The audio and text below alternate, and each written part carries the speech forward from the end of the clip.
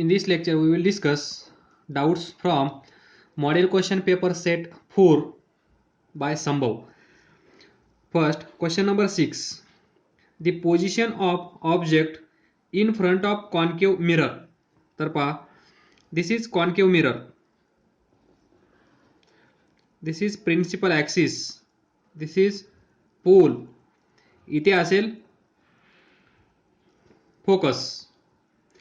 तर पहा, in front of concave mirror of focal length. Focal length म्हणजे distance between focus and pole 30 centimeter. Small f is equal to 30 centimeter.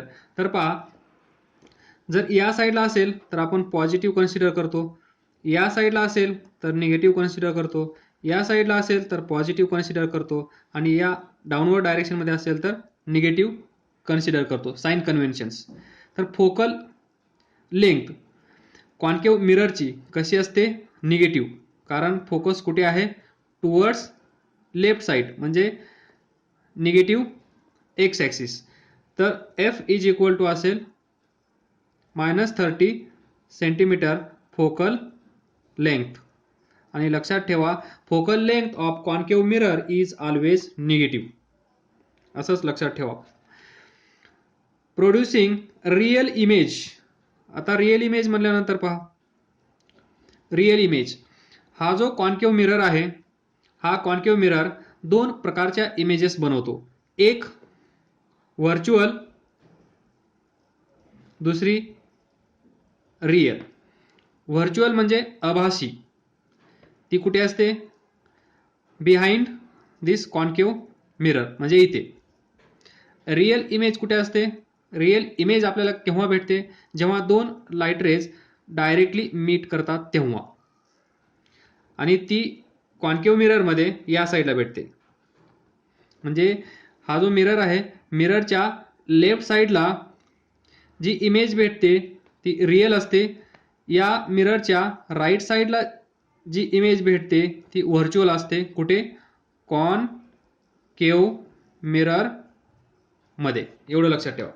मग इथं त्यांनी सांगितलं आहे producing real image. Real image तयार केली आहे म्हणजे ती इमेज कुठे असली पाहिजे?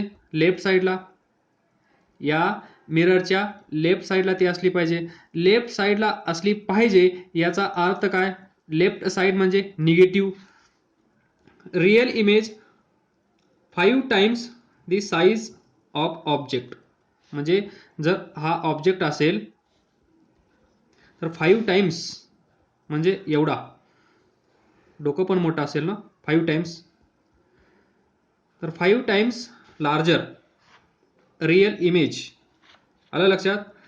तर रिअल इमेज हमेशा पहा, magnification m is equal to -v/u. Here m is given. m is f, that is 5 times h2 upon h1. height of image. h2 म्हणजे height of this image divided by this height of object. आणि हे equal to असतं -v/u. v म्हणजे image distance, u म्हणजे object distance. Height of image, height of object. तर इथे पहा, हे दिलं आहे 5, पण सांगितलं आहे इमेज इज रिअल. इमेज जर रिअल असेल तर मॅग्निफिकेशन निगेटिव्ह असतं. कारण का? पहा, m is equal to h2 upon h1.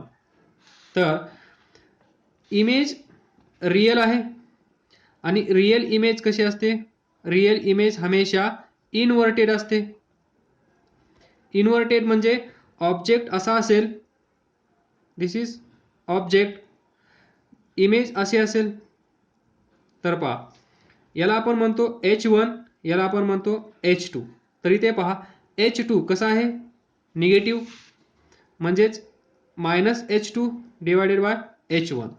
So H2 upon H1 is equal to -m. म्हणजे इमेज जर रिअल असेल कॉन्केव्ह मिररमध्ये तर मॅग्निफिकेशन m इज निगेटिव्ह. तर पहा m is equal to -v/u. m ची व्हॅल्यू त्यांनी दिली आहे 5 टाइम्स लार्जर, म्हणजेच -5. लक्षात ठेवा -5 म्हणजे काय, inverted image. Real image inverted असते. -v/u, तर v इज इक्वल टू किती येईल 5u. हा होता ट्विस्ट या क्वेश्चनचा. इथून पुढे सर्व सिंपल आहे.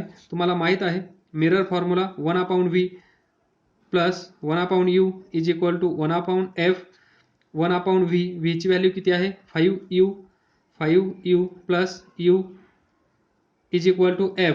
f म्हणजे काय, focal length. Focal length of concave mirror, focal length of concave mirror is always negative.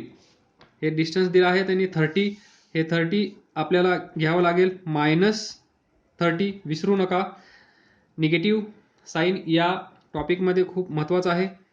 तर LCM घ्या 5u, इथे असेल 1, u नी डिवाइड करा, 5 असेल 5 -1/30.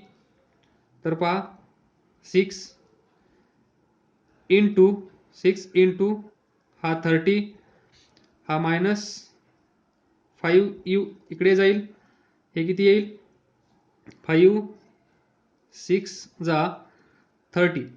So u is equal to -36 centimetre. So option A is correct. Option A. पुढचा question पहा, question number 7. 2 bar magnets are placed in such way that they are like poles facing each other. हा एक magnet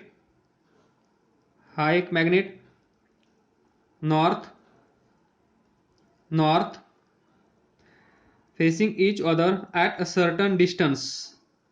हा याचा centre असेल, हा याचा centre असेल. तर हे डिस्टन्स किती दिला आहे d,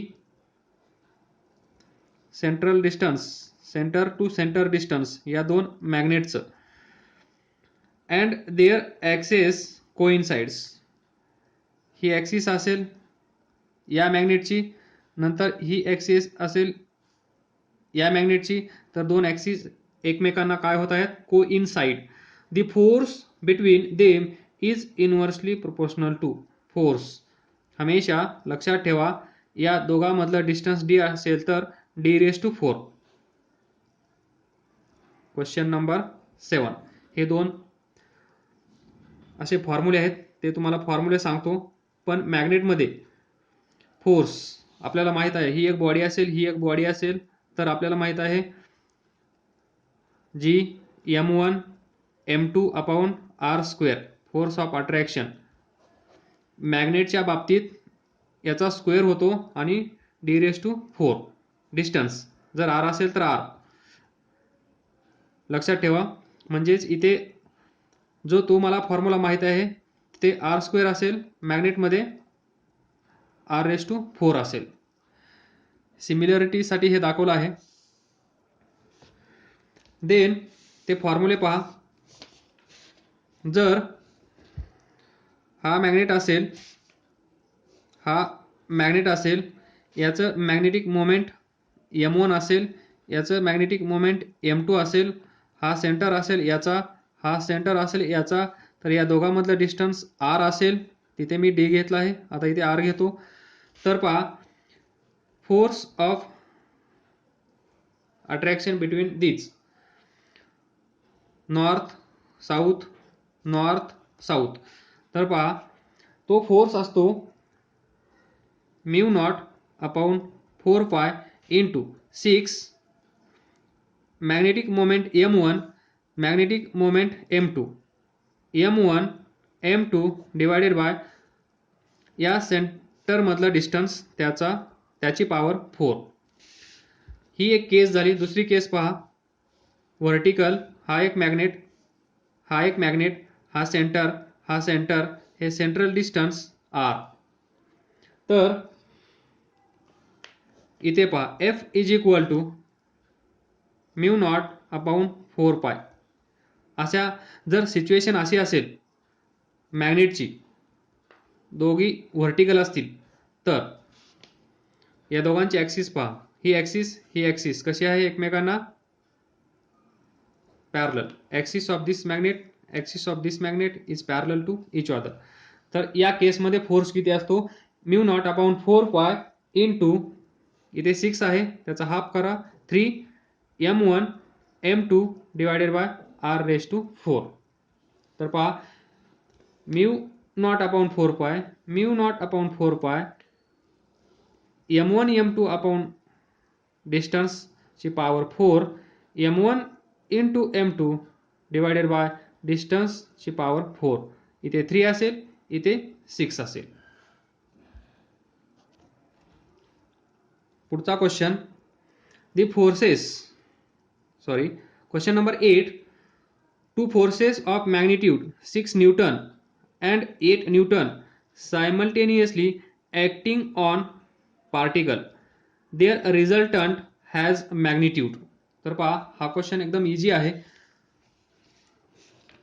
क्वेश्चन नंबर 8.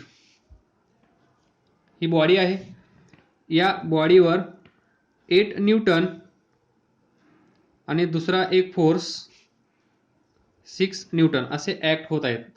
तर हे असाच आहे, हा असाच आहे, हे आपल्याला माहीत नाही. तो कसाही असू शकतो. ही बॉडी 8 न्यूटन, इथे असू शकतो 6 न्यूटन, किंवा ही बॉडी हा 8 न्यूटन असा असेल 6 न्यूटन. म्हणजे हे दोन फोर्स या बॉडीवर जे ॲक्ट होत आहेत त्यांचं ओरिएंटेशन आपल्याला माहीत नाहीये.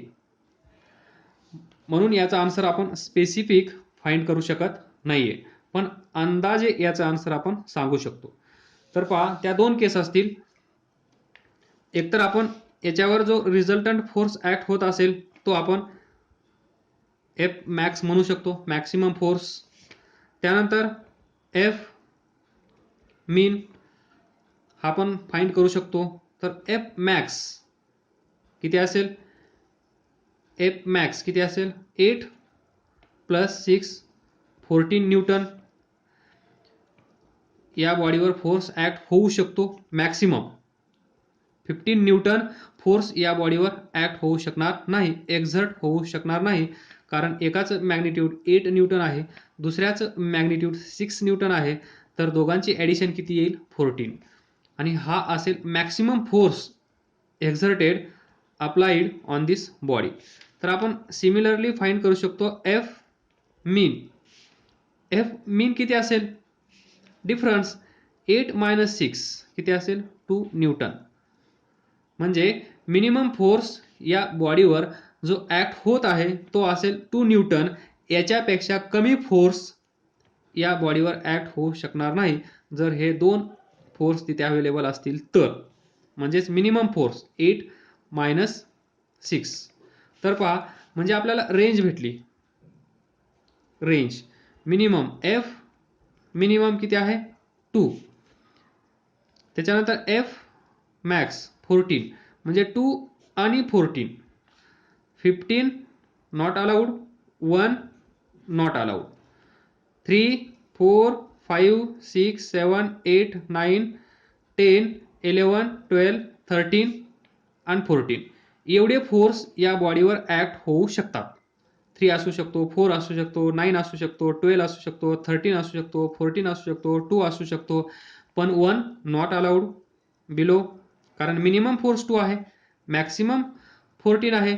मॅक्सिमम 14 असेल तर 15 असू शकणार नाही, मिनिमम 2 असेल तर 1 असू शकणार नाही. पण 2 आणि 14च्या मध्ये सर्व फोर्सेस अवेलेबल आहेत. म्हणजे या ज्या दोन मी सिच्युएशन दाखवले आहेत, या दोघांमधला अँगल 90, इथला वेगळा असेल, 45 असेल, 60 असेल, 75 असेल, तर या दोघांमध्ये कितीही अँगल असू शकतो, त्या अँगलनुसार ही व्हॅल्यू येईल. म्हणजेच आपल्याला आन्सर सांगता येईल. तर पहा 1 इज नॉट अलाउड असं आपण बोललो, कारण इट इज बिलो 2. त्यानंतर 20 not allowed because it is more than 14. 15 not allowed because it is also more than 14. तर राहिला ऑप्शन कोणता? 11. तर पहा 11 त्या रेंजमध्ये 11 येतो, म्हणून 11 आन्सर राईट आहे. Question number 11. Two bodies having masses m. ही एक बॉडी आहे, या बॉडीचं मास m आहे.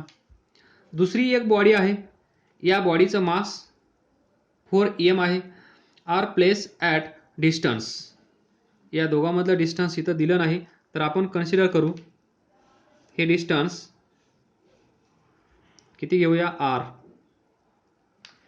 Where the gravitational field is 0.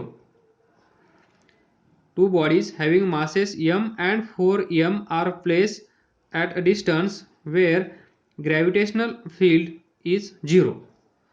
The gravitational potential at that point.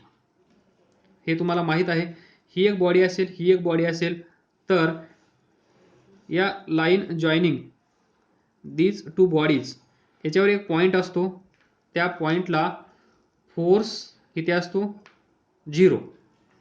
याच्यामुळे समजा ती बॉडी इथे आहे, याच्यामुळे याच्यावर एक्झर्ट होणारा फोर्स F1 असेल, तर याच्यामुळे या बॉडीवर एक्झर्ट होणारा फोर्स F2 असेल.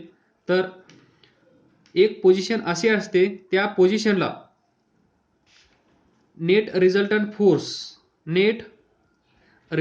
Force on this body is 0.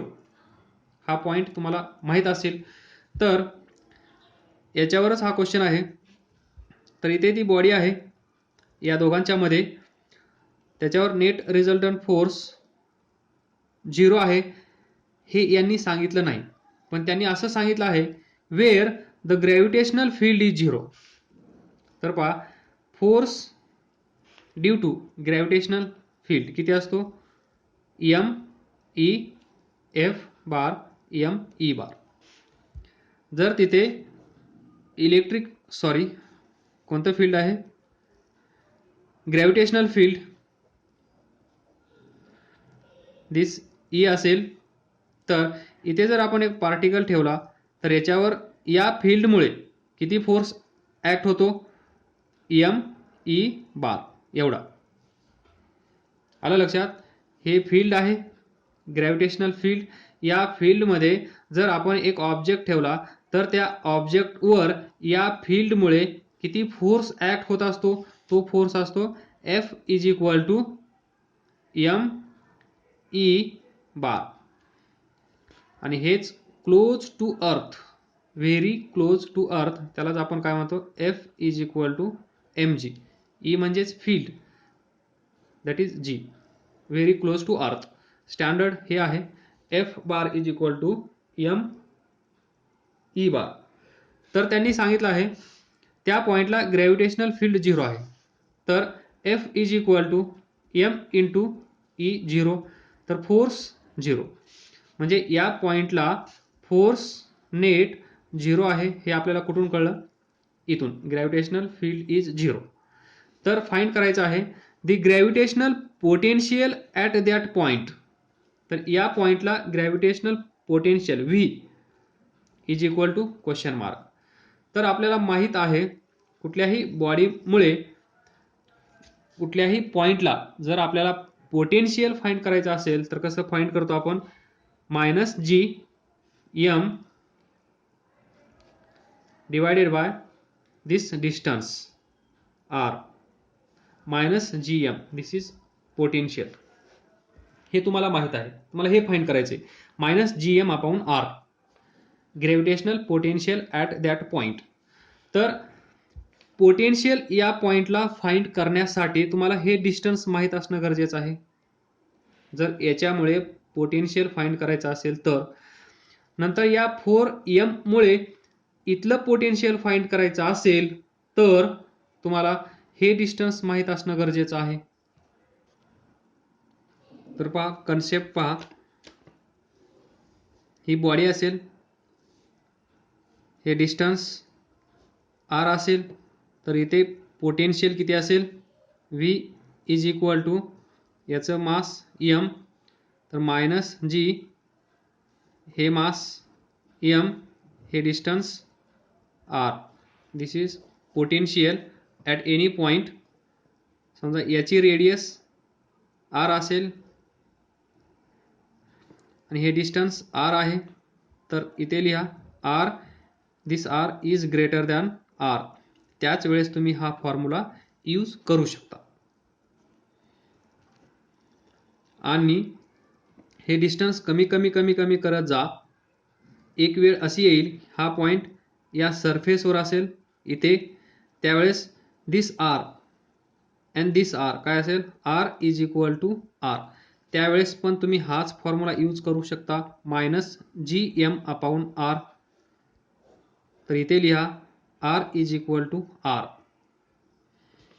त्याच्यानंतर याच्या आतमध्ये आल्यानंतर व्हेरिएशन सुरू होतं.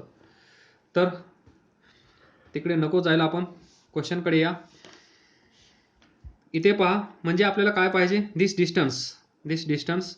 तर हे डिस्टन्स कसं फाइंड करणार, जर इथे फोर्स 0 असेल, फील्ड 0 असेल, त्यामुळेच फोर्स 0 असेल. तर हे तुम्हाला माहित आहे, force of attraction between these two bodies कसं असतं, g हे मास किती आहे m डिवायडेड बाय, हे डिस्टन्स आपण कन्सिडर करूया, ही डायग्राम वेगळी काढतो, दिस हे टोटल डिस्टन्स तुम्हाला माहित आहे r. तर हे डिस्टन्स आपण कन्सिडर करूया x. तर हे डिस्टन्स किती असेल, r मायनस x. आलं लक्षात. तर इथे फॉर्म्युला अप्लाय करा. या दोघांमधलं फोर्स ऑफ अट्रॅक्शन किती असेल, g याचं मास m, याचं mass m, m1 m2 divided by this distance square x square is equal to असेल, जर याच्यावर नेट रिझल्टंट फोर्स 0 असेल तर फोर्स ऑफ अट्रॅक्शन या दोघातलं आणि फोर्स ऑफ अट्रॅक्शन या दोघातलं सेम असलं पाहिजे, म्हणून आपण इज इक्वल टू लिहू शकतो. तर g याचं मास m2, याचं mass small m divided by हे distance r minus x square. तर पहा, ते g कॅन्सल होईल. त्याच्यानंतर ही जी बॉडी आहे याचं मास कॅन्सल होईल, इंडिपेंडंट ऑन दिस मास. तर पहा, पहिला जो ऑब्जेक्ट आहे त्याचं मास किती आहे m, दुसरा जो ऑब्जेक्ट आहे त्याचं मास किती आहे 4 टाइम्स ऑफ फर्स्ट. तर इथे लिहा या m ची value small m divided by x square is equal to m2 किती आहे 4 times of first. So 4 times of first divided by r minus x याचा स्क्वेअर. m कॅन्सल होईल, दोन्ही साईडचं स्क्वेअर रूट काढा. 1 upon x is equal to, इकडे पहा 1 upon r minus x into हा 2. तर r minus x is equal to 2x. So r is equal to 3x. So x is equal to r by 3. म्हणजे हे distance किती असेल r by 3. जर हे डिस्टन्स r बाय 3 असेल तर हे डिस्टन्स किती असेल 2r बाय 3. कॅल्क्युलेशन करण्याची गरज नाही आहे, नाहीतर तुम्ही इथे फाइंड करू शकता. दिस r, x ची व्हॅल्यू मायनस करा, r minus r by 3, 3r minus r divided by 3, 2r by 3, this 2r by 3. Now we can find potential at this point due to this mass and due to this mass. See, m1 मुळे v1 potential due to this mass minus g m divided by distance किती आहे r by 3 किती येईल, हा 3 वर जाईल म्हणजेच -3 gm/r, equation number 1. Now potential due to this mass V2 is equal to -g, mass किती आहे दुसऱ्याचं 4m डिवायडेड बाय डिस्टन्स किती आहे 2r/3, हा 3 वर जाईल म्हणजेच -3 वर गेल्यानंतर याला मल्टिप्लाय करेल तर डायरेक्ट लिहा 12 gm divided by 2r minus, तर 2 6 जा -6 gm/r, equation number 2. So total potential at this point where gravitational field E is equal to 0 किती असेल, simply add these two, -3 gm/r minus 6 gm/r किती येईल, -3 -6 -9 gm/r, so -9 gm/r, option D.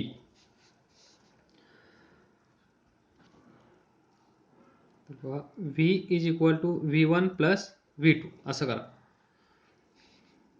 कारण potential is scalar quantity, you can add directly, त्यामुळे आपण direct add केला आहे, answer भेटला आहे.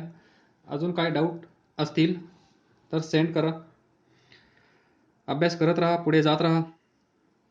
All the best. थँक्यू.